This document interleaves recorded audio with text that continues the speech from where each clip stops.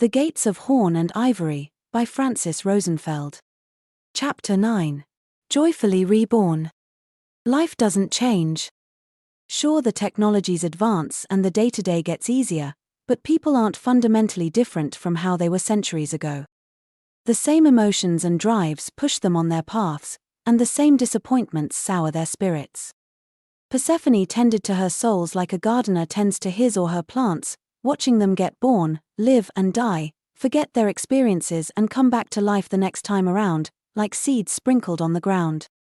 It is human hubris to imagine there is a purpose to this repetitive endeavor. Just like is the case with plants, there is no purpose for them to exist other than to perpetuate themselves. Life wants to continue and slowly evolve. If there was a greater purpose under Olympus, it was too high for anyone to understand it, and it most likely did not involve building mighty empires and fighting bloody wars, the empty vanities and illusions of power that die with their creators. Dust to dust, that's all they were, buried in layers beneath the footings of new civilizations, just as oblivious and non-enduring as they were, only translated forward in time. Persephone sighed, grabbed her scroll of all the souls who were scheduled to depart and made for the asphodel meadows. It was the same ordeal each year, going to them one by one, and trying to sell them on being born again. Some were apprehensive, even after the Lethe took away their disappointments and pains. There were feelings, much deeper, that nudged them to distrust another journey on Earth. Some were overly enthusiastic, imagining an extraordinary adventure. Persephone cringed when she thought how quickly they would be disabused of this lofty dream, and some simply couldn't wait to leave. Lastly, just as people didn't want to die, some didn't want to be born, and it took a lot of creative embellishment of life on Earth, which she felt terrible for making up, in order to get them to budge. Really, if she told them they would be born, struggle to survive, probably have offspring, get old and die, and that was all there was, who in his right mind would waste effort on the journey? She wondered who set up this idiotic merry-go-round, where people didn't want to leave either side of the river Styx, but they were forced to do so regardless. For all its snooze-inducing boredom, unless one was damned, existence was pretty comfortable in Hades, even outside the Elysian fields. People made friends, married, enjoyed the occasional get-together, and did all the above without having to worry constantly about feeding themselves, or illness, or death, or loss. She had to promise them lives she knew they'd never have, and adventures that would never materialize, because she had already seen what the Moirai had in store for them, the Moirai whom even the gods feared, and no matter how the mortals struggled, fought, or dreamed, they could never escape their fated path. One has to imagine that if the lessons of one life informed in any way, and held wisdom for the next, one would want them remembered, not washed down with Lethe water every time. The only logical explanation for the latter was to avoid a flat-out mass refusal to go back. So, for Persephone, this part of her attributions was very much like that of a merchant who had to knock on every door in the city trying to convince people to buy something they were sure they won't have any use for. She even conspired with Hecate at some point, to slip something in the prospect's drinks, so she won't have to go through this Sisyphean, completely wasted effort of persuasion, but Hades found out and was not well pleased, therefore she was now dragging her feet to the meadows, with the enthusiasm of a backed-up gut, to empty that ocean of souls one spoon at a time. She cursed Dionysus under her breath, for making her chore 2,000 strong this year, and herself for accepting it without picturing this very moment when she had to actually deliver on her promise. Great. Let me tell them they're going topside to replace the ones the vainglorious ambitions of an aspiring egomaniac or another had plowed under the earth like sacrificial crops. That should garner enthusiasm. There was always a plot somewhere, running on greed, lust for power, or illicit desires, that kept that fires going underneath conflicts and damage, to ensure that no life, no matter how generous the Moirai had been, was ever free of suffering.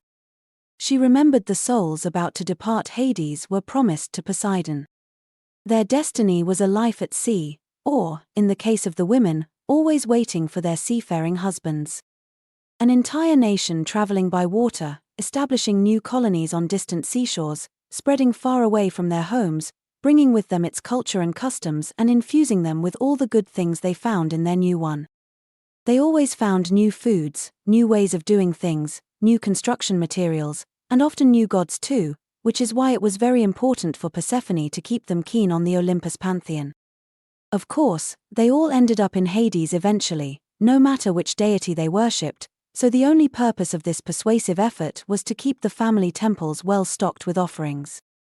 She imagined there would be no end to her mother's disappointment if, by some failure of her duties, everyone got to worship Isis in her stead. By the gods, what a nightmare! Persephone had been wise enough to keep that bit of information about the new souls being promised to Poseidon from Demeter before she came back to Hades, but the chickens were coming home to roost soon on that topic. That was going to be a conversation to remember, 2,000 souls, and not one farmer among them. She was getting closer and glared at the elm of false dreams as she passed it. Of course it was growing on the border of the meadows. What better place for it than there?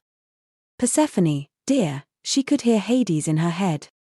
I've been listening to you for the last half hour and I heard nothing but complaints. What do you want me to do? Tell the other gods everyone is staying here permanently and they should make do without the mortals. Persephone mumbled under her breath. Everyone is waiting anxiously, Poseidon, your mother, Zeus, everybody. Eris bamboozled Aphrodite, big surprise there, into making a mess of Troy, and now they have to build a new city. We've got the Achaeans roaming aimlessly for decades all over the Aegean like they've never sailed before.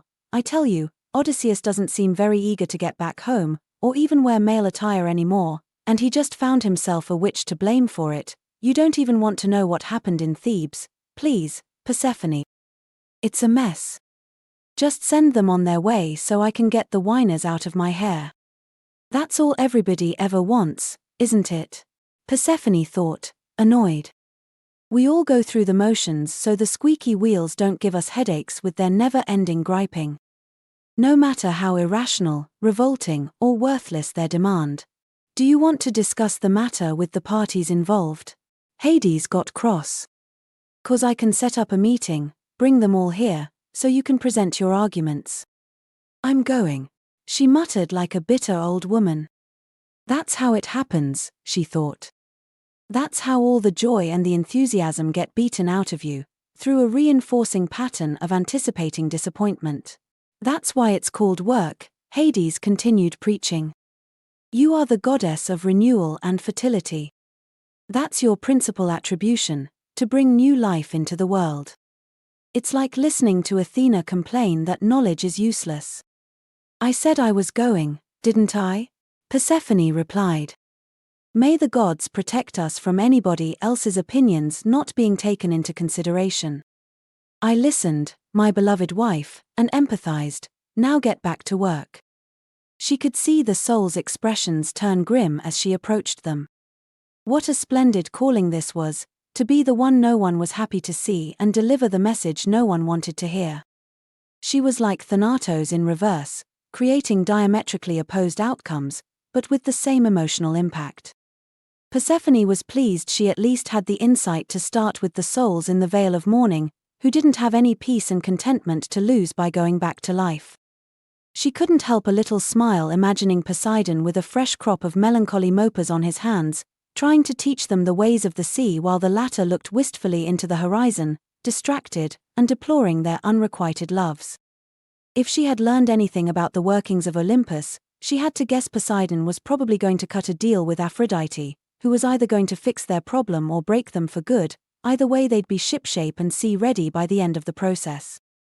The goddess of love had just laid a goose egg, if one could be forgiven the avian pun, with the Helen of Troy debacle, and was, of course, ready to take on more responsibility given she had that valuable field experience under her belt. Persephone pondered on her happy marriage and figured she could use Aphrodite on her side. After all, who says no to love? She sighed again, resigned, and started her very long list of cold calls with a youngster who was moping about the banks of the Acheron, gloomy, staring at reeds.